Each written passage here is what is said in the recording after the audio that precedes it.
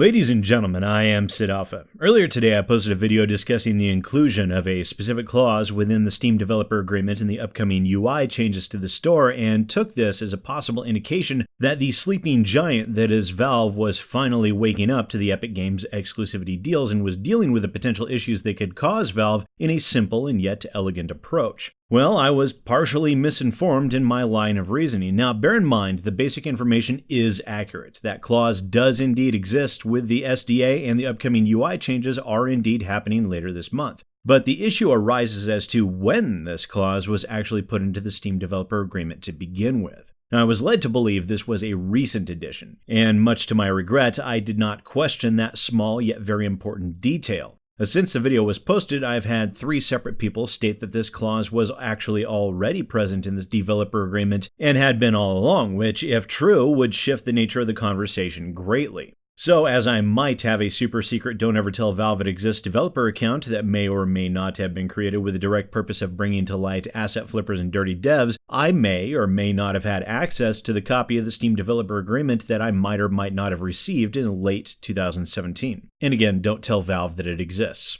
This developer agreement on your screen now is the one to which I'm referring. It was received when a Steam Direct license was purchased for a to-be-determined reason in 2017, and sure enough, when I went and looked, the clause in question is indeed present and has been for a very long time. So let's take a look at the clause again, except in the easier-to-read format because as this has already existed, it definitely changes the conversation for certain games, and let's break it down a little bit. A company shall submit the applications to Steam for release no later than the first commercial release of each application or localized version, or, if already commercially released as of the effective date, within 30 days of the effective date.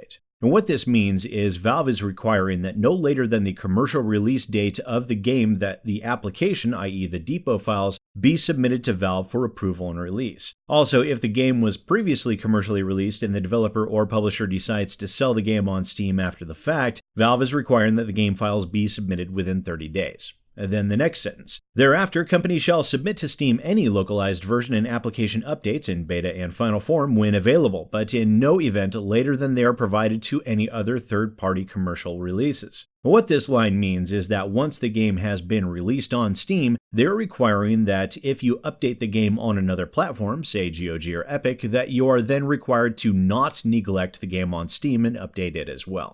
Then the last sentence. Companies shall provide these copies in object code form in whatever format Valve reasonably requests. It's basically a requirement that the game files be in a readable and usable format. This all becomes more important as we have games like Metro Exodus that was actually selling pre-order Steam keys before they went Epic exclusive, or Shenmue 3 who still have an active Steam storefront page with a release date of November 19th, 2020 in order to abide by the 1-year paid exclusive they signed with Epic Games. As those games have done this, they would be in violation of the first sentence dictating within the agreement that they accepted that the games would be released on Steam at the same time as other digital distribution platforms. Some people have asked why this matters. What would Valve do? Shun them? Refuse to allow them back onto the storefront? And this is why the original date that the clause was placed within the agreement comes into play. Because this was in fact not Valve waking up and taking action as I had originally been led to believe. It appears they had, either by design or by accident, actually foreseen this possibility and had already taken measures to protect themselves. But then, why hasn't Valve taken action against Shenmue 3 and Metro Exodus, or any of the others? Well, it's possible that was thrown in there by the legal department and they might not even be aware of its existence for whatever reason. Remember, Valve has no structure to it. There's no management and no measurable oversight of the company itself. They prefer to continue to operate in a manner that would greatly benefit the idea and design process, but serves to be a massive detriment to day-to-day operations, which is what I think might be happening here.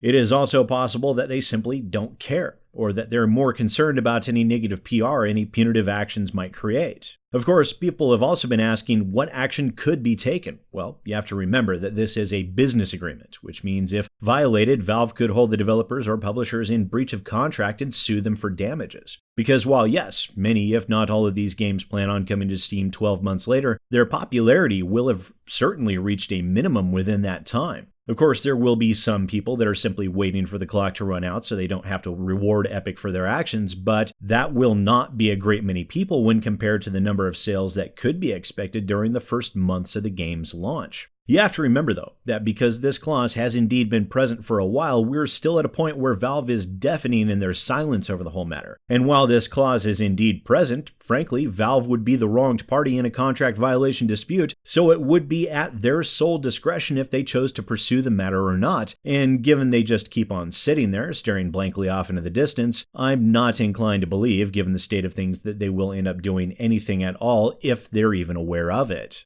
So, I was wrong.